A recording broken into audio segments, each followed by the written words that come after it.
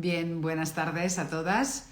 Bienvenidas un día más a nuestra charla sin reglas. Ya sabéis, este directo que hacemos aproximadamente un par de veces al mes y en el que hablamos de temas que tienen que ver con nuestra salud, nuestra calidad de vida, esta etapa por la que pasa la mujer, que es la menopausia, con su perimenopausia, luego su menopausia, es decir, todos estos años que pueden empezar, como sabéis, muy temprano o muy tarde, pero pueden empezar precozmente, incluso a los 40 años, y todos los síntomas que acompañan esto hasta que realmente, ya sabéis que llega la menopausia en sí, pero podemos estar muchísimos años las mujeres con una serie de síntomas o molestias que nos pueden restar calidad de vida y que no sabemos por qué aparecen. Y desde Doma, como sabéis, siempre queremos hacer divulgación para poder estar mejor y entender lo que nos pasa, porque como decimos en el periodismo, la información es poder y saber lo que te ocurre es una gran herramienta para mejorar, porque sabemos ponerle remedios, sabemos dónde tenemos que ir a parar. O sea que bienvenidas de nuevo. Y vamos a hablar hoy de microbiota, como os habíamos anunciado. Es como un palabrejo, ¿no? Microbiota, pero últimamente se habla mucho de ella. Y parece ser que también los estrógenos, esa variación de estrógenos, de los niveles de estrógenos en la mujer durante la menopausia o perimenopausia, afecta también para hacer a la microbiota. Ya sabéis que la microbiota también afecta otras áreas de nuestro cuerpo, también puede ser que afecte nuestra salud mental. Lo veremos hoy con nuestro invitado, que me hace muchísima ilusión poder compartir este directo con él y espero que a vosotras también. Ahora os lo presentaré. Y quiero que toméis nota de todo, que apuntéis si tenéis alguna pregunta mientras vamos charlando con él. Nosotras en Doma hemos hecho un brainstorming, hemos querido preguntarle todo, entonces esas preguntas están ahí, pero añadid lo que vosotras queráis. Sabéis que esta entrevista va a quedar luego grabada, estará disponible siempre para todas, para que podáis recuperarla cuando queráis. Y la podéis compartir, que también es importante compartirla con personas, con mujeres a las que pensáis que puede ayudar. O sea que nada, os voy a hacer ya un poco de bio de nuestro invitado para darle ya paso porque lo tengo por aquí. Mirad, hoy hablaremos con Miodrag Borges. Él es nutricionista y dietista, un apasionado de la salud integral y con él vamos a hablar, como decíamos, del microbioma y de la microbiota. Luego veremos qué diferencia hay en ello. Él es de Las Palmas, de Gran Canaria, es técnico superior en dietética, como os decía, y ha complementado su formación en áreas como la salud hormonal de la mujer, la nutrición deportiva y también las ciencias del microbioma. Por lo tanto, un experto en la materia. Tiene un proyecto, su día a día es microbiotadesdecero.com, que os recomiendo que le echéis un vistazo porque realmente descubriréis muchas cosas. Pero hacedlo después de esta entrevista, no ahora. Él divulga su pasión por el microbioma, destacando el impacto, como decíamos, que tiene en nuestra salud, algo que hace unos años ni se hablaba de ello, ¿no? Y especialmente lo destaca en momentos como el que vamos a hablar hoy, esta etapa de la menopausia. Él tiene, obviamente, una visión muy holística de la salud, en la que el descanso, la gestión del estrés, la nutrición y, por supuesto, el equilibrio de la microbiota tienen mucho que ver con el bienestar de las personas, sobre todo de las mujeres. Hablaremos hoy con él de los temas que afectan directamente a la mujer en menopausia, como por ejemplo la relación que existe entre microbiota y menopausia, los cambios hormonales y el sistema digestivo, que también nos da un poco la lata en estas épocas. Si alguna de vosotras tiene alguno de estos problemas, aprovechad también para poderle preguntar. O sea que ya le voy a dar entrada a nuestro invitado de hoy, a Miodrag Borges, que lo tengo por aquí. Vamos a ver si todo funciona bien. Ahí lo tengo.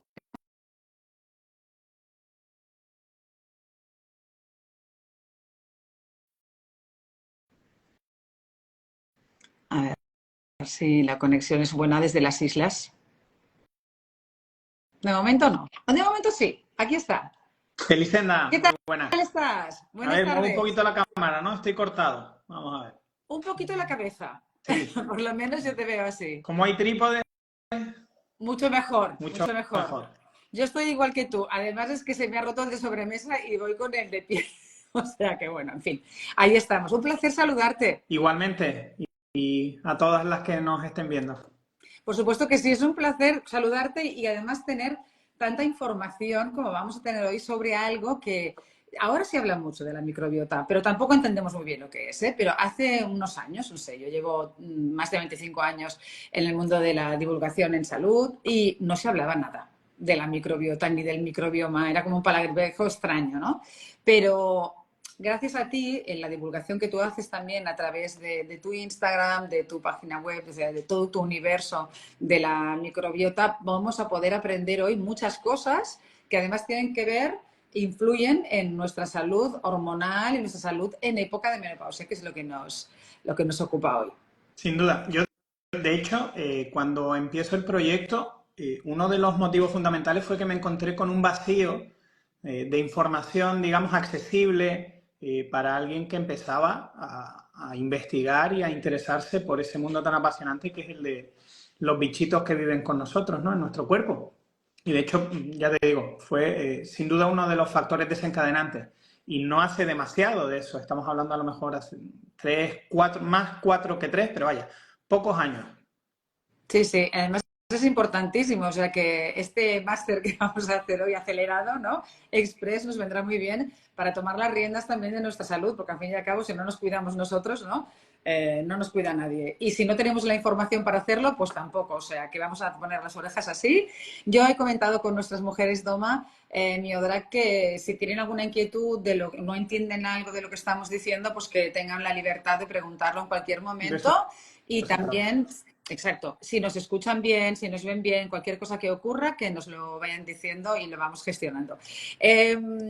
Miodra, lo primero que me gustaría preguntarte para sentar un poco las bases es de qué estamos hablando, ¿no? Cuando hablamos de microbioma o microbiota, qué diferencia hay y qué es exactamente, ¿no? Porque se habla del microbioma humano, que es muy importante para nuestra salud, pero luego no sabemos si es lo mismo que la microbiota, es diferente. Yo creo que ahí podemos ya empezar como a sentar un poco todo, ¿no? Sí, vamos con la base, con lo más sencillito. A ver, tenemos que entender en un lenguaje muy sencillo que estamos colonizados por millones de microorganismos que lejos de enfermarnos, todo lo contrario, porque es un poco la visión que hemos heredado, ¿no? Del pasado de bacteria, algo negativo, virus, algo negativo, pues la ciencia nos está indicando desde hace muchos años que todo lo contrario.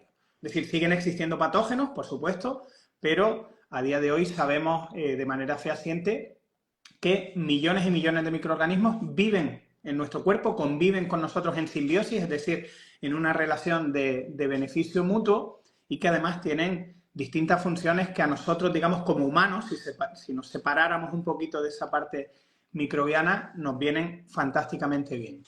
Entonces, las diferencias en realidad son sutiles entre el concepto de microbioma y microbiota. De hecho, casi las utilizamos de manera indistinta, aunque es cierto que no son lo mismo. Partimos de la base de que la microbiota, como definición, serán todo ese conjunto de microorganismos que viven en nuestro cuerpo, bacterias, virus, que ya he nombrado, hay otros como las arqueas, hay hongos también. Y digamos que ese es normalmente el concepto más de calle, ¿no? El que usamos de manera habitual.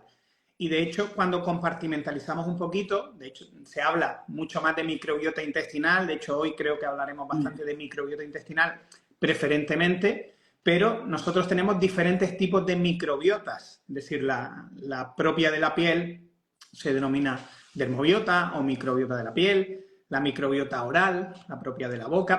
¿Y por qué las distinguimos? Porque son realmente diferentes en cantidad, en tipos de microorganismos, en el contexto que tienen. Y aquí ya podemos hilar con el concepto de microbioma. Microbioma sería como el concepto genérico que además de a los microorganismos añade todas las circunstancias que hay alrededor, ¿vale? Eso puede ser, como digo, cualquier tipo de mecanismo desencadenante de que puedan sobrevivir o no, el alimento que puedan tener alrededor, su propio genoma, se habla mucho del genoma microbiano.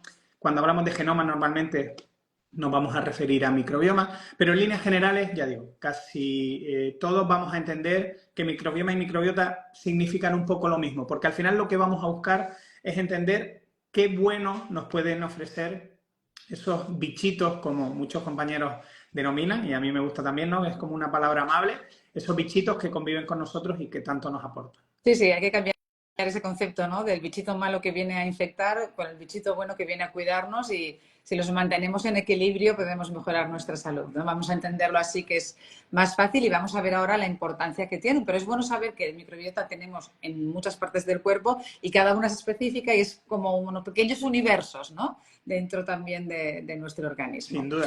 Vamos De hecho, a... permíteme el inciso, vosotras tenéis uno increíble, que es el de la microbiota vaginal, que es un universo maravilloso y completamente diferente a cualquier otro, y cualquier otro que podamos tener nosotros, es decir, los hombres a nivel sexual, a nivel de zonas sexuales, difieren muchísimo. De hecho, la microbiota vaginal, primero, fue la primera en ser descubierta, de casualidad, ¿no? Los famosos bacilos de Doederlein, y además cumple unas funciones tan importantes que yo diría que para la mujer es casi de las más relevantes junto a la intestinal, sin duda. Importantísimo, porque claro, aquí podríamos pensar la microbiota es igual para el hombre que para la mujer, pero no, en este caso no. La intestinal posiblemente sí, no lo sé, esto ya nos lo contarás, pero evidentemente la vaginal los hombres no la tenéis, ¿no? Entonces, ahí hay diferencias de microbiotas también. Sin duda.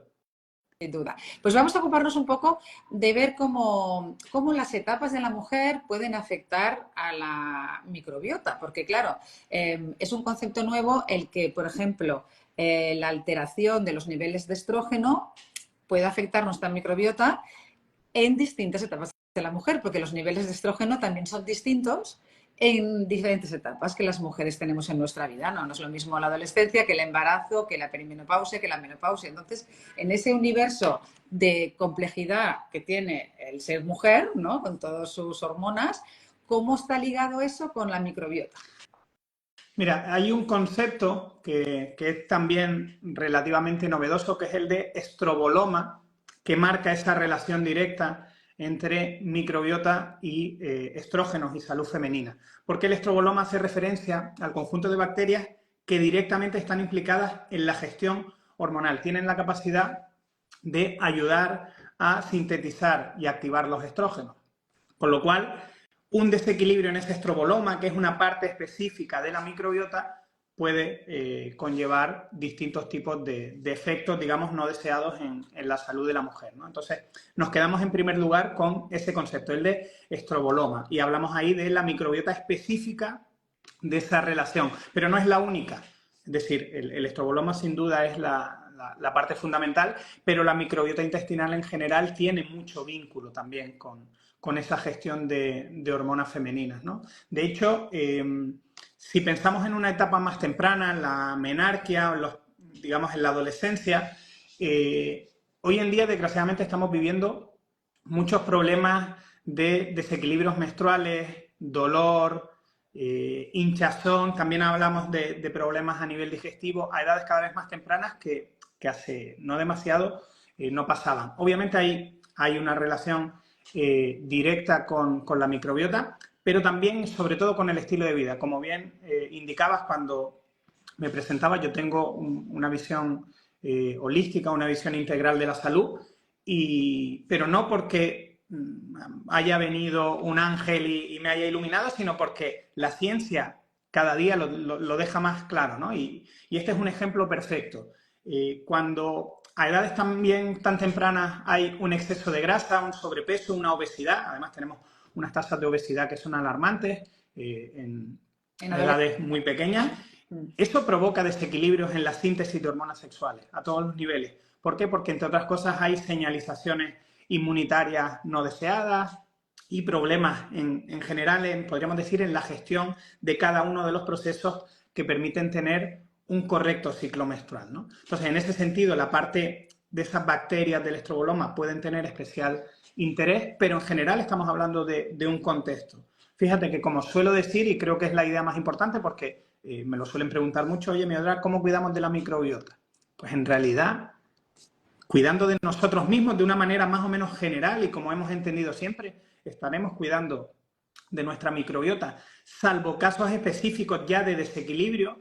No habría que poner demasiado interés en otras cosas que no sean alimentarnos de manera adecuada, realizar ejercicio físico, tener una buena masa muscular, algo de lo que por suerte estamos hablando mucho, divulgando mucho en los últimos años, y en perimenopausia perimenopausia y menopausia es esencial. Desgraciadamente, muchos de los problemas que aquejan hoy a las mujeres en estas etapas se podían haber prevenido, al menos bajado la sintomatología, si hubiéramos conseguido llegar en un buen estado muscular, en un buen estado digestivo. También es cierto que esta información hace muchos años no estaba, es decir, no se trata de culpabilizar, todo lo contrario, se trata de informar y ayudar y empoderar a las mujeres. Y ojo, y desde aquí lanzo el mensaje de que nunca es tarde para empezar a entrenar. Hayas tocado una pesa en tu vida o no, además hay muchas maneras de entrenar la masa muscular que no son exclusivamente ir a un gimnasio tradicional y levantar hierro, como se suele decir, ¿no? Entonces, en ese sentido, animo a que todas aquellas que no estén trabajando la masa muscular, independientemente de la edad y obviamente adaptado a sus condiciones, que lo hagan, porque van a notar una mejoría, sin duda. Y de hecho, impacta, obviamente, como siempre estamos absolutamente conectados, impacta en la salud de la microbiota también, ¿no? Entonces, en ese sentido, había hablado de una etapa como más temprana, pero sin duda la ciencia donde más evidencia hay de que los desequilibrios de ese estroboloma pueden provocar efectos no deseados ya llega en las etapas de perimenopausia, menopausia, etcétera, etcétera, porque es mucho más acusado esa pérdida de estrógenos, con lo cual el cuerpo de pronto se ve en una situación un poco extraña, ¿no? La materia prima con la que trabajaba ya no está. Y claro, el estrógeno, no sé, vosotras tenéis un perfil fantástico y divulgáis muchísimo acerca de todo ello. De hecho, he tenido el placer de ver un ratito la última entrevista que hicisteis con el cardiólogo. Mucha gente se puede echar las manos a la cabeza y pensar, oye, pero ¿qué relación puede haber entre los estrógenos y la salud cardiovascular? No parece a priori algo conectado y sin embargo lo es. Y tenemos salud digestiva a todos los niveles, salud ósea. Para mí, una de las claves y, digamos, de un aspecto que resuelve muchos interrogantes en menopausia, que es dónde se deposita la grasa, el tejido adiposo, dónde guardamos la grasa. El estrógeno es absolutamente esencial en ello. Con lo cual, cuando perdemos ese estrógeno, entre otras cosas, masculinizamos un poco nuestro entorno y los cuerpos tienden a parecerse mucho más, ¿no? Sí. En etapas tardías de la vida. Sí, es curioso, ¿no? La mujer se va masculinizando, va perdiendo sus formas, se va haciendo más recta, más como un tipo hombre, pero eso es que se distribuye la grasa de forma distinta y todo es también consecuencia de los cambios hormonales, evidentemente. O sea, que el cambio hormonal afecta, como estamos viendo continuamente, en todos los ámbitos de nuestro organismo, cosa que antes parecía que solo afectaba a la función reproductora y no tenía más. Y realmente estamos viendo que todo está ligado. Por eso que estas visiones tan integrativas y tan holísticas de la salud son importantísimas. Y esto es verdad que antes no se consideraba así. O sea, no, totalmente. Y desgraciadamente es que la ciencia se ha basado mucho en el cuerpo masculino, en los datos, digamos, de los hombres. Sí. Y esos datos se extrapolaban a las mujeres y hoy en día, o sea, es que no tiene ningún sentido. No tiene ningún sentido. Lo hemos hablado aquí también porque la verdad es que vamos tocando temas importantes. Las mujeres estaban muy poco presentes en los estudios médicos, muy poco presentes en los modelos de estudio anatómico, en las universidades. Es decir, que esto poco a poco también vamos reivindicando para que esto vaya cambiando, pero bueno, estamos haciendo muy buen trabajo, yo creo que todos, tú también, ¿no? En este aspecto. Hombre, yo creo igual que el cardiólogo. me nota, de qué bando estoy, no sé. No, pero es verdad, o sea, es toda una información que nos nutre a todos, ¿no? Y al final son cosas que, como tú bien decías, si las hubiéramos sabido antes, hubiéramos llegado mejor a esta etapa de la vida, pero todavía estamos a tiempo de hacer cosas como, por ejemplo, pues el trabajo de fuerza, ¿no? Que nos decían algunas seguidoras nuestras, sí, es importantísimo, yo lo hago. Luego, cuando comentábamos el tema de la grasa, están diciendo, bueno, es que a mí se me acumula siempre en el mismo sitio y hay barriga y me he puesto unos kilos y no me los quito. Hablaremos un poquito de esto también, porque sabemos que son cosas que preocupan, ¿no? a la mujer, porque evidentemente hay unos cambios notables en energía, en trastornos digestivos, y ahora vamos a ver qué podemos hacer con todo eso. Pero de momento está bien saber dónde estamos, ¿no?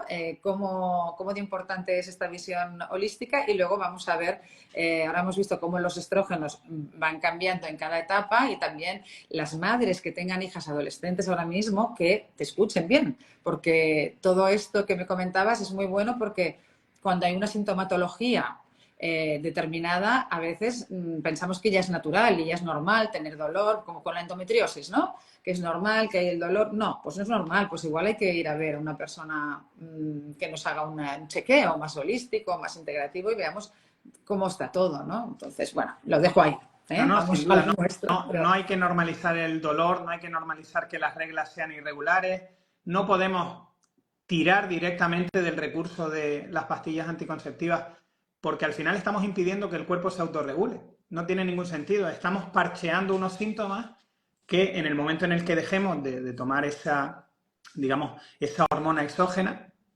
volveremos al mismo sitio. Seguiremos con esa incapacidad. Es decir, tenemos la falsa sensación de que se regula todo nuestro sistema reproductor y todo lo relacionado con la menstruación, pero es una falsa regulación, Sí, sí. es exógena. Lo Hay que mismo que ir. pasa en hipotiroidismo si pensamos que simplemente con que nos den las típicas pastillas y tal y cual y que ese dato esté en rango y ya está, ¿no? Si la mayoría de las personas que lo sufren lo saben, que los síntomas siguen ahí, porque no se ha solucionado, ¿no? Hay que ir a la base, ¿no? Hay que ir a la causa, ¿no? A los hábitos, quizá a los hábitos de vida que luego hablamos. Pero ahora que hablabas del sistema reproductivo, yo me pregunto, la microbiota, cuando estamos embarazadas, que es otra de las etapas de la mujer, en que también la microbiota imagino que debe tener unos cambios, ¿el bebé hereda esa microbiota porque está en nuestro interior? ¿Heredan los bichitos nuestros? ¿Tienen sus propios bichitos? ¿Cómo funciona esto? Por curiosidad. Es una pregunta fantástica porque además es uno de los grandes debates actuales dentro de los que somos un poquito más frikis de estos, ¿no? No es un debate a escala global que pare la civilización. La teoría clásica nos indica que la primera colonización de microorganismos se da en el canal del parto. Eso quiere decir que supuestamente durante los 9 meses de gestación, en los casos más habituales, no ha habido ningún tipo, es decir, el feto es estéril, no ha habido ningún tipo de colonización previa, que la placenta es estéril, que el cordón umbilical también lo es, etcétera, etcétera, y que esa primera gran colonización será en el canal del parto, posteriormente con la piel de la madre, en el mejor de los casos, con el contacto con la mama y después con la leche materna, que también viene cargada, ¿no? Esta, como digo, es la teoría clásica.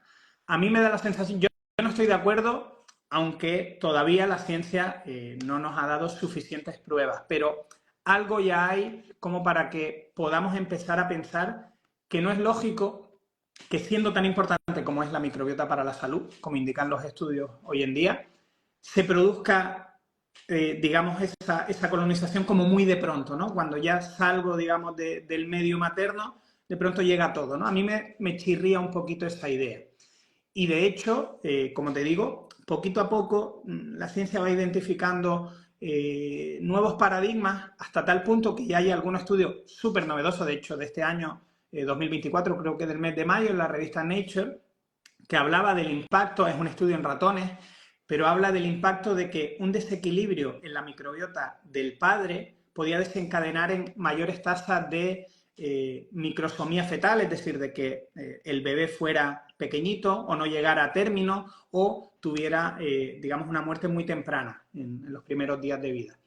Y eso se ha denominado como eje microbiota línea germinal, es decir, que ya nos estamos yendo al genoma, que es una cosa que hasta ahora nadie había identificado, ¿no? Entonces, como digo, a priori hoy nos quedamos con la teoría existente, que es que esa primera gran colonización va a suceder con el parto. De hecho, y esto es un aspecto curioso, pero que creo que a todos les va a interesar, a todas, en los casos de partos por cesárea, en muchos hospitales se toma la precaución de coger unas gasas, impregnarlas de la microbiota vaginal de la madre y posteriormente cuando se recibe el bebé, pues intentar, digamos, suplir esa falta de paso por el canal del parto de una manera manual con esas gasas, en un intento de equiparar en la medida de lo posible ese primer impacto microbiano en el feto. ¿Por qué? Porque se sabe que, entre otras cosas, los bebés nacidos por cesárea tienen más probabilidades de enfermar por distintas causas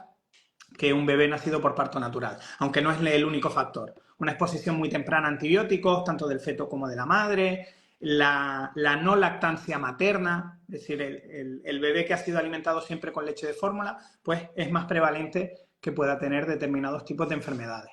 Porque la manera natural de esa colonización depende de vosotras, depende de haber, digamos, nacido de manera natural, de haber tenido una lactancia natural, etcétera, etcétera. O sea, es que somos evolución, Claro. tiene toda la lógica del mundo. Toda la lógica, pero es interesantísimo este último estudio, que novedoso, la verdad es que sí, porque a mí me parece estar escuchando ciencia ficción, con lo que me dices, porque realmente es muy, muy novedoso lo que nos estás contando y muy, muy importante tenerlo en cuenta también, porque eso quiere decir que es básico que nuestra microbiota esté equilibrada, ¿no? Para estar bien en todos los aspectos. Y además tiene un impacto, creo que tiene un impacto importante también con el eje intestino-cerebro, es decir, ahí el eje intestino-cerebro regula también nuestro sistema, digamos, nuestro estado anímico, ¿no? Hemos podido ver también en diferentes estudios, con lo cual me imagino que la relación que hay entre la microbiota intestinal y el eje intestino-cerebro quiere decir que esto puede afectar también a la salud mental. Y quizá por eso, ahora yo estoy hilando aquí cosas, quizá por eso en la menopausia tantas mujeres se quejan de problemas de ansiedad, irritabilidad, incluso depresión. Por aquí alguien lo comentaba también en comentarios ahora. Yo lo que tengo es esto, ¿no? O sea, la sintomatología que está presente en la menopausia, que en parte es esta, ¿no? Desánimo, cansancio, ansiedad, trastornos emocionales. ¿Podría venir, Miodrag, por un desequilibrio en esa microbiota que está tan conectada? A ver, la respuesta corta es, en parte, sí.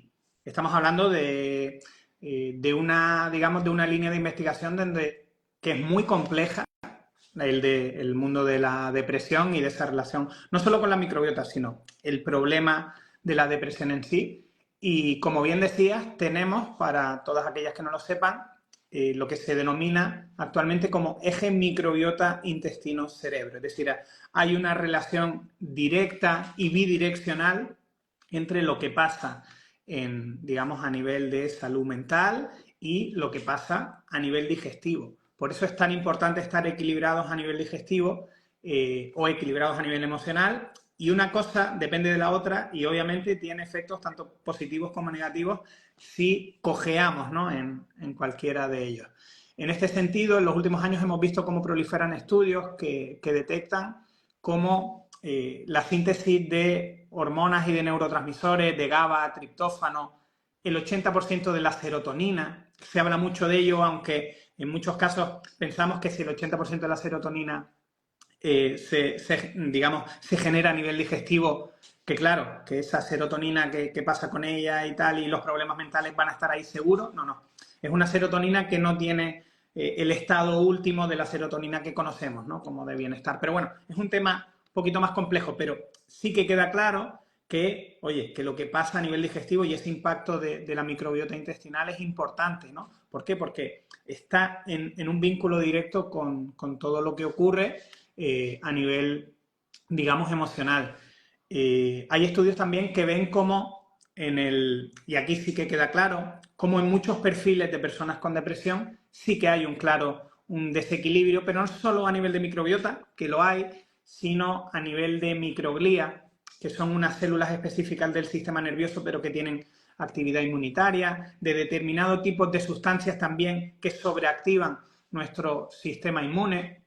Entonces, en ese sentido, podemos entender que sí que hay una relación, pero a día de hoy no podemos asegurar ni aseverar que la microbiota sea la clave o que el estado digestivo sea, digamos, el punto único en el que nos tenemos que fijar. Pero sí que es importante eso, no queda duda. Es uno de los factores, ¿no?, que podría influir, Sin duda. no el único, pero sí uno de los factores a tener en cuenta y a cuidar también, ¿no?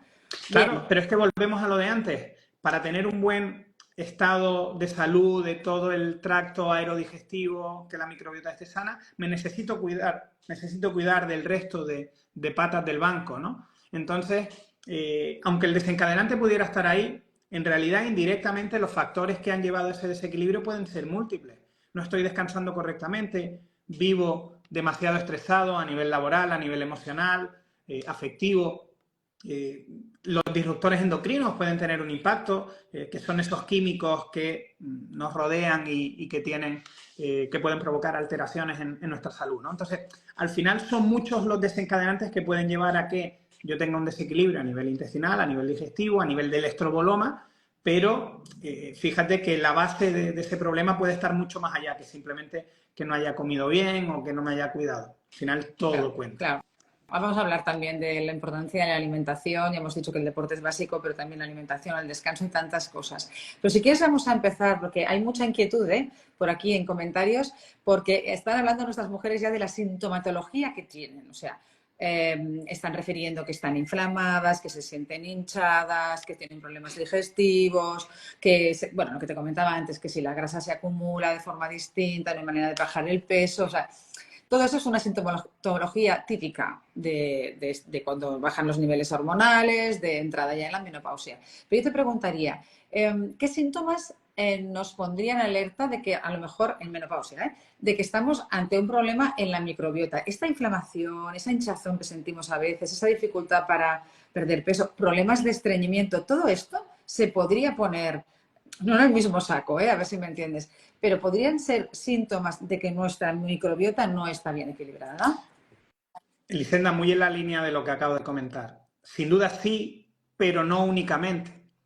Es decir, el estreñimiento, salvo en casos de lo que se denomina estreñimiento funcional, es decir, que yo pueda tener algún problema de suelo pélvico, que es algo, digamos, más físico, más muscular, tendinoso, etcétera, salvo en esos casos, que son relativamente aislados, siempre va a haber un problema, digamos, de todo el aparato digestivo y hay que pensar que el gran volumen, no sé, no recuerdo exactamente si el 80, el 90% de todo, digamos, la carga microbiana que tenemos se encuentra en la microbiota intestinal, en nuestro intestino, esencialmente en el intestino grueso, en el colon, ¿no? Porque si tenemos demasiadas en el intestino delgado, entramos a hablar de SIBO, que tanto se ha escuchado de esta problemática en el último año, año y medio, ¿no? Entonces, en ese sentido, ¿podemos achacar a la microbiota o podemos entender que hay una disbiosis? Con mucha probabilidad.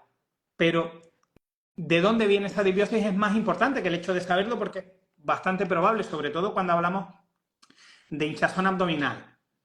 Cuando hay una hinchazón abdominal, lo habitual es que haya un exceso fermentativo, es decir, un exceso de gas. Y la fermentación proviene de los microorganismos, es decir, ese gas que se genera viene de la propia actividad microbiana en nuestro cuerpo, ¿no? De hecho, fíjate que vuelvo a citar el SIBO, ese exceso de gas, ¿no? Esa excesiva fermentación, es el síntoma principal en muchísimos de los casos de sobrecrecimientos bacterianos en el intestino delgado, ¿no? Entonces, está claro, ahí, en ese tipo de sintomatología, sí. En el estreñimiento puede haber una disbiosis, sí, pero el estreñimiento va mucho más allá. Tengo que ver, ¿bebo agua suficiente? ¿Realizo actividad física? La actividad física es un excelente modulador. ¿Por qué? Porque me ayuda con los movimientos peristálticos, lo que se denomina motilidad intestinal. ¿Cómo lo que debo comer o como demasiadas veces al día? ¿Doy descanso a mi aparato digestivo? ¿Realizo periodos, digamos, de descanso? No vamos a hablar de ayuno intermitente porque aquí se puede coger conta. Pero descanso digestivo. O como 5 veces al día cuando en realidad no lo necesito. Es decir, podemos empezar, cada caso va a ser diferente. Y podemos empezar a indagar. Si todos los hábitos son buenos y aún así tengo estreñimiento, pues, oye, quizás hay que mirar en otro sitio. Pero a priori, eso, cantidad de agua, fibra, movimiento, descanso digestivo, etcétera, etcétera, son importantes. Y entonces, en ese sentido, ya digo, va a haber un vínculo con la microbiota, entiendo que sí, pero hay que ver hasta qué punto. Y lo que hablamos de grasa abdominal, fíjate que lo hemos adelantado al inicio. Ahí sí que la pérdida de carga estrogénica es muy importante. Entonces, si mi cuerpo ha perdido esa hormona que, digamos, mandaba señales al resto del cuerpo, sobre todo esencialmente al cerebro, para que el acúmulo de grasa se diera de una manera, ahora se da de otra. Y es normal que empecemos a tener, no es normal, pero que si la ingesta, por ejemplo, si hay una tendencia a acumular grasa, a generar triglicéridos, donde antes a lo mejor se me iba a la pierna, a la cadera, pues ahora a lo mejor se me va a la barriga. Por eso es tan normal ver a personas como muy mayores, ¿no? Que tienen barriga y a lo mejor han sido mujeres que nunca, que han sido de vientre plano toda la vida. Pero claro, ha cambiado completamente el entorno hormonal, ¿no? Entonces, en ese sentido, ahí la microbiota, como decíamos, está el tema del estroboloma, la disbiosis y tal, va a tener también un impacto e indirectamente podemos hilar también con la microbiota hipotiroidismo o la gestión tiroidea. La glándula tiroides es la principal, digamos, es el dueño de las marionetas que tienen que ver con todo lo que es la gestión de la energía que entra en nuestro cuerpo, la gestión de, pues, esos macronutrientes, etcétera, etcétera. Entonces, también indirectamente un mal estado tiroideo puede generar un acúmulo disfuncional y ahí la microbiota, de nuevo, va a tener cierta parte, cierto papel, va a jugar cierto papel. Antes hablabas de SIBO y hemos tenido un comentario de una seguidora nuestra que decía que tiene una hija de 9 años a la que le han diagnosticado SIBO a una edad muy temprana, que han tenido que cambiar toda la alimentación. Si quieres podemos hacer un recordatorio de lo que es SIBO para las personas que a lo mejor no han escuchado hablar nunca. Un poco ya lo has explicado, pero por hacerlo fácil. Sí. Y bueno, te lo he querido comentar porque antes hablábamos de trastornos en edades muy tempranas. Eso puede aparecer siempre, no necesariamente a una edad adulta, y al final vemos que la curación de eso es la buena alimentación, cambio en la alimentación, ¿no? Esencialmente sí, pero volvemos a... Fíjate, en el SIBO, bueno, vamos a empezar a poner la casa por los cimientos. SIBO es sobrecrecimiento bacteriano en el intestino delgado, lo que pasa es que las siglas están en inglés. Bueno, es sobrecrecimiento bacteriano históricamente, aunque hoy podemos hablar de sobrecrecimiento microbiano, porque hay otro tipo de microorganismos como las arqueas, que también forman parte de nuestra microbiota, que pueden ser las que estén generando problemas. Entonces, el SIBO básicamente es un acúmulo excesivo de ese tipo de microorganismos en el primer tracto intestinal, en el intestino delgado. Ahí no tienen que haber demasiados microorganismos. Como decía antes, debemos tenerlos esencialmente en el colon. ¿Qué pasa? Que si yo me alimento, yo como, la comida pasa primero por el estómago y llega al intestino delgado. Ahí no debería haber un exceso fermentativo. Sí que hay una absorción de nutrientes, pero no debería haber, digamos, microorganismos generando, ¿no? Comiendo y generando gas. Sin embargo, como tengo demasiados, pues empieza ese proceso, ¿no? Por eso, como te decía antes, gran parte de los afectados pues indican que principalmente notan hinchazón. Además, como muy temprano, también puede haber reflujo, porque el gas tiende a salir por arriba, etcétera, etcétera, ¿no? Entonces, la problemática básicamente es esa, que hay demasiados microorganismos que no tienen que ser esencialmente malos. Simplemente ellos están, como nosotros, quieren sobrevivir, quieren comer, quieren multiplicarse, o sea, no cambia nada, pero hemos generado un entorno en el que se ha facilitado que haya demasiados de ellos en un lugar donde no debería, ¿no? Y, de nuevo, tenemos que irnos a la base. ¿Cuál ha sido el problema? En muchos casos puede haber lo que se denomina hipocloridria, ¿no? Una baja acidez estomacal que permite, pues eso, que sobrecrezcan determinados bichitos. Quizás como demasiadas veces, o mi alimentación es de muy mala calidad y la microbiota que tiene que proteger, que tiene que equilibrar, porque al final es una de las grandes funciones, aunque nosotros no lo veamos y no lo sepamos, nuestro ecosistema se autorregula de manera natural. Entonces, si aquellos que nos tienen que defender, entre comillas, están mal alimentados, no tienen herramientas y demás, pues pueden empezar a perder esa guerra, ¿no? Microbiana. Puede pasar. Si yo no añado suficiente fibra a la alimentación, muy relacionada, que es el principal alimento, lo que se conoce como prebiótico, ¿no? La fibra es prebiótica, aunque no toda la fibra lo va a ser, pues, de nuevo, ¿no? Puede haber una disbiosis intestinal, ¿no? Entonces, al final, mi amiga Asun, Guerras Intestinas en Redes Sociales, que tiene el mejor libro de SIBO, además, que lo sacó este año, os podría dar una cátedra sobre ello, pero nos quedamos con eso, sí, con que pueden haber, de nuevo, múltiples vías por las cuales yo he generado un desequilibrio microbiano y eso, pues, al final lo noto en ese tipo de síntomas, ¿no? En el reflujo, en la hinchazón, en que ya no puedo comer, de pronto no puedo comer de nada, todo me sienta mal. La verdura, que me han dicho que es buenísima, y ahora el ajo, la cebolla, el puerro, la alcachofa, me sienta fatal. Claro, Claro, tienen mucha fibra. estos Hay son elementos... como síntomas, ¿no? Como alertas de que algo no está bien equilibrado ahí, ¿no? O sea, que vemos que la alimentación y la nutrición es fundamental para mantener una microbiota equilibrada en todos los aspectos, eso siempre.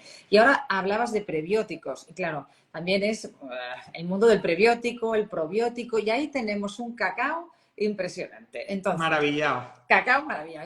Entonces, vamos a utilizarte a ti para que nos aclares eso, porque claro, hablamos microbiota, desequilibrio de microbiota. Uy, tienes que tomar probióticos o prebióticos, o qué es una cosa y qué es la otra. ¿Es necesario suplementarse con eso? ¿O a través de la alimentación correcta y saludable podemos ya tener todo lo que nuestra microbiota, esos bichitos, necesitan para estar en armonía y tener un cuerpo armónico y saludable, ¿no? Encontrarnos mejor. Vamos a ver cómo podemos explicar esto de forma sencilla. Sí, vale. Lo primero, probiótico es todo aquello que ingerimos y que añade, que está vivo, que añade microorganismos vivos a nuestro Vale. cuerpo, ¿no? Y eso es probiótico serán bichitos vivos, prebiótico es alimento para esos bichitos, esencialmente fibra. Vale. En inglés, digamos, el concepto más acertado sería el de MAC, que es carbohidrato accesible a la microbiota, porque como decía, toda la fibra no va a ser accesible, pero el prebiótico clásico está en alimentos de toda la vida, en verduras, cereales integrales, legumbres, etcétera, etcétera. Sobre todo fruta, verdura, cereales integrales y demás. Y en la leche materna hay uno buenísimo, que es que la leche materna, de eso podríais hacer otro directo exclusivo porque es una cosa maravillosa, o sea, es uno de los... creo que el mejor alimento que hay sobre la faz de la Tierra, es una cosa tremenda, ¿no? Entonces tenemos probiótico, bichitos vivos, prebiótico, su alimento. A nivel científico, supuestamente los probióticos son solo suplementos, que aquí podemos abrir un pequeño o un gran debate de los cuales yo no estoy de acuerdo, en tildar solo de probióticos a los suplementos, porque de toda la vida los alimentos fermentados han sido probióticos.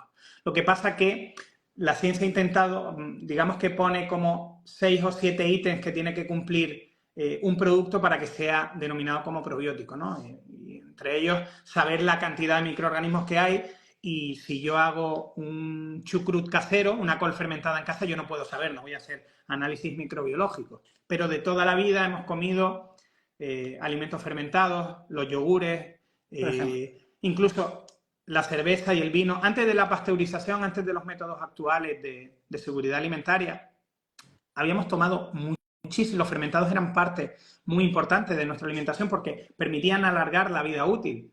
La salazón, por ejemplo, es un tipo de fermentación. O sea, aquí podríamos alargarnos mucho. De hecho, mi amigo José Antonio Barroso tiene un libro fantástico sobre ello. Entonces, yo desde aquí lanzo el mensaje de que los probióticos también pueden ser parte de la alimentación, no solo de la suplementación. Llegado a este punto, ¿todo el mundo necesita suplementarse, ya sea con alimentos o con pastillas? En absoluto. Es decir, una persona sana no necesita suplementar probióticos. De hecho, hay una pregunta muy recurrente de, oye, Miodrag, ¿hay algún, digamos, un probiótico genérico como preventivo y tal? Realmente no. A nivel de suplementos. De hecho, la industria farmacéutica o la industria de los suplementos se afana en encontrar microorganismos como muy específicos, se van a nivel de cepa, es decir, a la distinción más potente que hay, a la mínima, para ver si una cepa en concreto puede ofrecernos beneficios concretos, ¿no? Como, pues oye, si tengo gripe me tomo esto, si tengo tal me tomo cual, y en el caso de si tengo hinchazón, pues mira, esta cepa va a ser la buena, ¿no? Esa es la idea que tiene la farmacología. Sin embargo, nosotros a nivel preventivo sí que podemos aumentar la cantidad de probióticos que introducimos a través de nuestra alimentación. Y ahí de nuevo, hablamos de yogur, de verduras fermentadas, las aceitunas frescas en temporada. Quien esté cerca de zonas productoras puede tomar aceitunas que están vivas, que están todavía recién fermentadas, sobre todo si se han guardado en frío. Las salazones, como hablaba antes, es decir, hay muchas maneras de incorporar. Cada vez más estamos metiendo en nuestra alimentación otras elaboraciones como el kimchi, el chucrut, que son de terceros países, pero que son esencialmente fermentados. De Asia también relacionados con la soja, el miso y tal, hay muchos. Entonces, yo sí que partiría una lanza en favor de empezar a darle mucho más valor a la alimentación fermentada, a esa alimentación viva, y porque es una manera de cuidarnos, de cuidar nuestra microbiota y antes de llegar a cualquier tipo de desequilibrio. Y como te decía, esa es la parte probiótica, y en la parte prebiótica de cómo alimentar los que ya tenemos, nos vamos de nuevo a la base de una buena alimentación. Verduras de todo tipo, y abrimos el abanico de hortalizas de todos los colores, los quiero, porque además nos proveen de otra serie de sustancias maravillosas, ¿no? Antioxidantes, preferentemente. Si elijo cereales, que sean integrales. Siempre, ¿no? La patata cocinada y enfriada, el famoso almidón resistente, que seguro que algunas lo conocéis, ¿no? Es decir, cualquier alimento rico en almidón, como es el caso de una patata o de cualquier tubérculo, un boniato, la yuca, si yo la cocino y la dejo enfriar al menos 24 horas y después no la sobrecaliento al día siguiente, sino que me la tomo templadita, esa parte almidonada de la patata habrá sufrido un cambio químico que lo que impide es que nosotros, digamos, con nuestra parte humana, nuestro aparato digestivo, seamos capaces de digerir. ¿Y qué pasa? Pues que llega la microbiota, y la microbiota sí que se la come. Y aprovecha, fermenta y genera un montón de sustancias muy buenas para nosotros, ¿no? Entonces, también podemos intentar por ahí con las legumbres, con las patatas, tener un aporte de prebióticos. O sea que con la alimentación, ya digo, fuera de problemas muy concretos, estaríamos, oye, mejorando nuestra calidad de vida en ese sentido. Fíjate, yo ahora estaba pensando, claro, hemos dejado de tomar fermentados, que son parte de cómo conservábamos antes los alimentos, ¿no? La salazón, por ejemplo, ¿no? Y hemos pasado a comer alimentos que están conservados con conservantes y alimentos muy procesados, y hay que darle la vuelta, ¿no? Ya estamos viendo con diferentes especialistas como tú que hay que volver a la alimentación más natural, más de proximidad, ¿no? Frutas, verduras, que al fin y al cabo es lo de siempre, pero que nos hemos ido al otro lado, ¿no? Y ahora hay que volver atrás y hay que volver a buscar los productos estos naturales que nos dan lo que nuestro cuerpo simplemente necesita, ¿no? Lo que hemos hecho es salir de lo natural para ir a lo artificial, ¿no? Y hay que volver a tomar a la tierra, ¿no? Incluso las patatas y todo lo que son los carbohidratos, la gente se los ha quitado todos. Y claro, sí, desgraciadamente estamos en el periodo en el que el hidrato parece el enemigo y se ha generado esa hidratofobia, que los que tenemos cierta edad recordaremos que hace 10, 15, 20 años eran las grasas eran el demonio, y por eso proliferaron todos los alimentos light, 0,0 y tal, que por suerte ya prácticamente no hay. ¿Por qué? Porque nos dijeron que las grasas eran malas, y todo lo contrario. Las grasas son absolutamente necesarias para una buena salud, y más en el contexto de lo que estamos hablando hoy. Para una buena salud hormonal, las hormonas dependen de las grasas. Ahora, hay que identificar qué grasas son saludables, cuáles no son saludables, incorporarlas de manera adecuada. Claro. Pero ni las grasas eran el enemigo antes, ni el hidrato es el enemigo ahora. Bueno, el problema es el uso que se dé. Claro, claro. También fueron enemigos los huevos.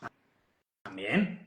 Y sí, bueno, y todavía con el mundo huevo sigue habiendo ese debate, pero porque hay un desconocimiento muy triste sobre cuál es la gestión real del colesterol, ¿no? De lo que significan los valores, o de en qué aspectos nos tendríamos que fijar para ver si realmente yo tengo o no tengo posibilidades de tener a lo mejor un evento cardiovascular relacionado con el colesterol. Y en este sentido se tildó al huevo de malo porque tiene una cantidad de colesterol alto. Sin embargo, fíjate que solo con un dato, que es que entre el 80 y el 90% del colesterol que puede salir en una analítica se genera de manera interna. Lo generamos nosotros. Entonces, ¿qué sentido tiene pensar en que el malo es el alimento cuando casi todo lo que pasa, importante, pasa dentro del cuerpo, ¿no? Es decir, el impacto es mucho menor de la alimentación en relación al colesterol de lo que nos han hecho pensar. Sin embargo, es muchísimo más dañino estar inflamados constantemente, tener una sobreactivación inmunitaria constante, y ahí el exceso de grasa, pero que probablemente esté provocada más por un exceso de hidratos de carbono, que aquí sí hemos hecho un mal uso, un exceso de energía, un mal estilo de vida, es mucho más dañino que comer 2 huevos al día, que además los huevos son un alimento fantástico a nivel nutricional. O sea, gramo por gramo es una cosa increíble, ¿no? De lo mejor que hay. Entonces, en ese sentido, de nuevo, hay una falta de información a nivel nutricional y a nivel de entender nuestro cuerpo que Claro, provoca claro. ese Claro, evento. y hemos visto los probióticos, los alimentos que nos vienen bien para nuestra microbiota, qué es lo que hay que volver a tomar, lo que hay que desechar un poco. Y ahora que hablabas de inflamación, me ha venido a la cabeza el cortisol, ¿no? Que también nos afecta mucho y también es verdad que a veces no descansamos lo suficiente. Para volver un tema a la menopausia, es cierto que los síntomas como pues los sofocos, como la irritabilidad, la inestabilidad emocional, también hace que descansemos peor, en fin, hay todo este cuadro, ¿no? que tenemos. Entonces, tú dices que el descanso, un buen descanso y huir del estrés, ¿no? Mantener el estrés a raya y descansar bien es fundamental también para la microbiota, no solo para dormir, porque lo necesitamos, sino para también este estado nuestro, bueno, que afecta directamente a la microbiota en concreto, ¿no? Sí, absolutamente fundamental. Piensa lo que decíamos antes, ¿no? Tenemos ese eje microbiota intestino-cerebro, con lo cual hay una relación directa entre las emociones y lo que ocurre a nivel digestivo.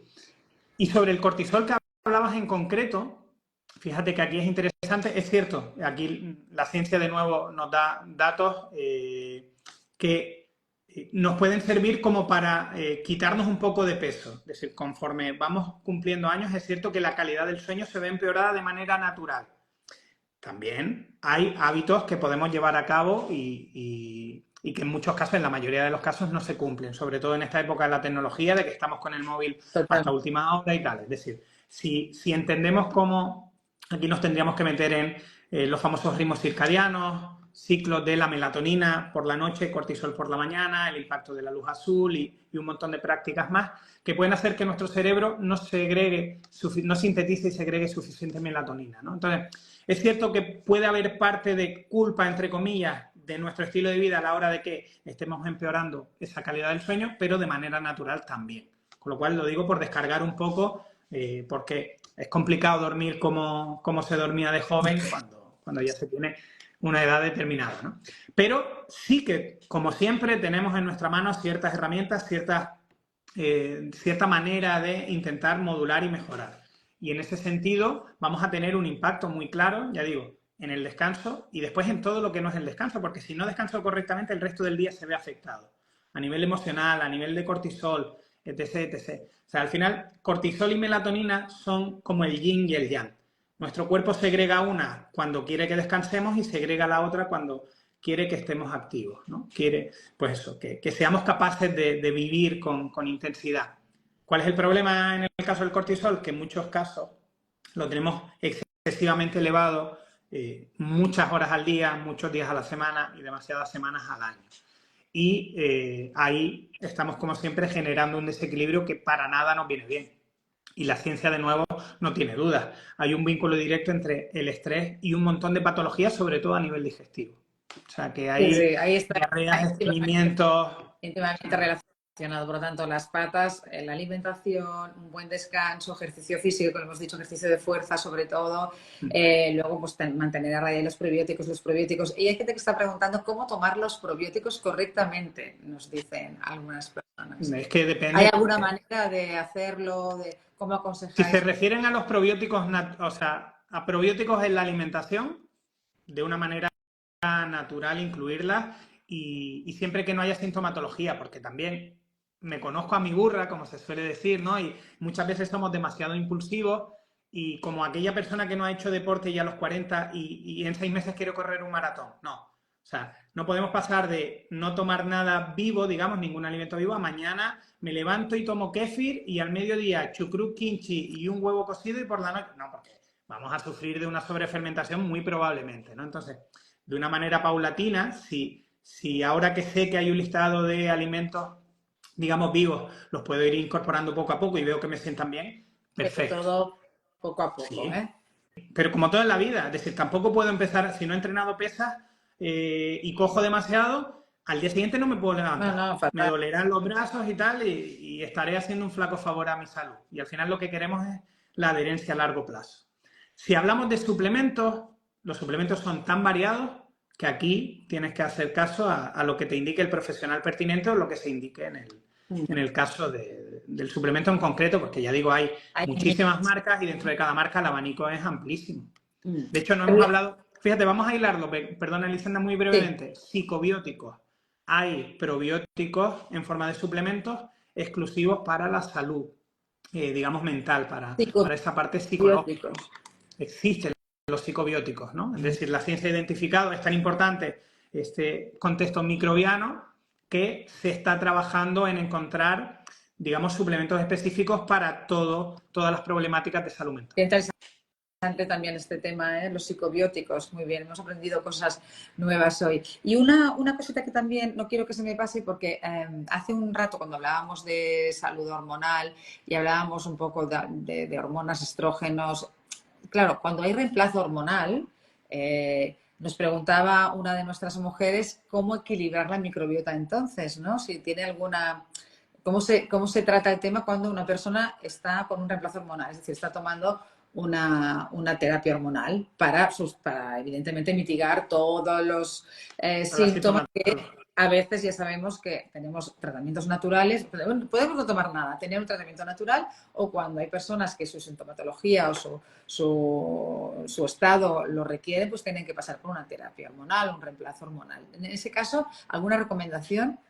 Fíjate, a priori no conozco, no he estudiado ese caso específicamente, no sé si hay, digamos, una línea muy clara de investigación y de puesta, digamos, en marcha de algún formato de estilo de vida, pero yo me iría de nuevo a lo que hemos hablado. O sea, si realmente simplemente estoy revirtiendo esa falta de estrógenos y mi cuerpo, que tiene una capacidad maravillosa de recuperar la homeostasis, ese equilibrio, está luchando constantemente con estar equilibrado, de nuevo se encuentra con las herramientas necesarias, probablemente con lo que hemos dicho sea más que suficiente. Es decir, yo lo que le diría es, coge papel y boli, plantea los 5, 6, 7 ítems importantes, estas 7 patas del banco que hemos identificado, y si hay alguna que en tu día a día no esté presente, pero el resto sí, pues intenta incorporarla. Es decir, si yo soy una persona que históricamente se ha alimentado bien, que descanso correctamente y a lo mejor ya no estoy trabajando o no tengo un estrés emocional importante en ningún sentido, pero me falta entrenar, pues oye, me tendré que poner a entrenar. Y me va a venir muy bien. Puedo empezar por tener una vida más activa, caminar mucho más, vamos poquito a poco, pero con la idea de, sabiendo que la parte muscular es súper importante, porque no nos olvidemos de la salud ósea, salud osteoarticular, de tantos problemas que se dan en la mujer en menopausia relacionados con la artritis, artrosis, osteoporosis, etcétera, etcétera, ¿no? Entonces, en este sentido y sin pensar en la microbiota, vamos a ayudar también a nuestro cuerpo. Y viceversa, pues oye, como bien entreno y tal, pero es que la parte psicológica es la que me puede. Pues quizás necesite ayuda profesional y no pasa nada. Y, oye, vamos a trabajarla, ¿por qué no? Esa es la indicación que haría, pero vuelvo a decir que no conozco el caso específico de reemplazo hormonal y si hay algún tipo de actividad concreta para favorecer la microbiota. Y otra cosa que tenía ya para acabar. Antes hablabas de la microbiota vaginal, que es algo que tenemos las mujeres, que los hombres obviamente no tenéis, y me preguntan si para la buena salud de la microbiota vaginal también valdrían estos consejos, estas indicaciones que nos das hoy, sería algo diferente. La pregunta sería cómo nutrir esa microbiota vaginal. La microbiota vaginal, sobre todo se identifica, o el punto más interesante, más importante, es que está cargada de lactobacillus en líneas generales, que son un tipo de microorganismo que va a servir de defensa, ¿vale? Va a generar un pH muy ácido a nivel vaginal y otro tipo de sustancias que van a hacer que no proliferen otro tipo de microorganismos que puedan generar algún tipo de problema, como puede ser cándida, ¿no? La candidiasis es uno de los problemas más recurrentes en salud femenina, ¿no? Entonces, yo tengo que intentar cuidar de que hayan suficientes lactobacillus. En líneas generales, vamos a seguir las mismas indicaciones que hemos hablado, pero se sabe que, por ejemplo, fumar es terrible a nivel de microbiota vaginal, tener cierta precaución en verano con prendas muy ajustadas, con quedarme con el bañador mojado demasiadas horas, Por ahí también podemos hacer ciertas cositas. Después es cierto que si todavía no estamos en menopausia, la llegada de la menstruación hace que el pH no sea tan ácido y somos un poquito más propensas a tener ciertos desequilibrios, pero ahí no podemos hacer mucho más que cuidarnos en el resto Sí, sí, de tenerlo en cuenta. apartados. Y sí que es cierto que hay suplementos probióticos, pero normalmente, de nuevo, se pautan cuando hay un desequilibrio, es decir, no a nivel preventivo. Hay ciertas sustancias como los extractos de arándanos que están más relacionados con la cistitis de repetición, con un tracto más urinario, aunque también vaginal, pues bueno, quizás podríamos meter un poquito más de fruto rojo en la alimentación, pero ya digo, en líneas generales, el no utilizar prendas ajustadas, el intentar, sobre todo si no hemos llegado a menopausia, yo soy muy fan de la copa menstrual y de evitar cualquier tipo de compresa, tampón, etcétera, etcétera, que va a tener sustancias irritantes de la mucosa. Y desgraciadamente, en muchos casos, los fármacos serán los que provoquen un desequilibrio a nivel vaginal. Puede parecer curioso, de nuevo, como hablábamos al inicio de, oye, salud cardiovascular y estrógenos, ¿no? Qué raro. Bueno, tengo un problema, tengo un flemón, algún problema en la boca, me pautan antibióticos y de pronto tengo una Sí, cistitis. ¿Sí? sí. O Sí, una sí. candidiasis. O una candidiasis. Tal cual, es completamente normal. Entonces, si podemos evitar fármacos, Mejor. también es interesante evitarlos. ¿Por qué? Sí. Porque pueden provocar, y sobre todo antibióticos. Oye, hay veces que los antibióticos están bien pautados y no hay otra cosa. Pero hemos Pero, abusado en la historia del ser humano, se ha abusado mucho del y se antibiótico. sigue abusando. Y desgraciadamente ahora, con la llegada del frío, hay mucha gente que toma antibióticos para resfriados y tal, que es una cosa terrible Sí, y sí, te sí. destroza por dentro. Mira, están comentando nuestras seguidoras que ellas también habían tomado antibióticos y que luego tenían una candidiasis y que realmente no mereciera la pena hacerlo, no solo en casos donde esté bien pautado.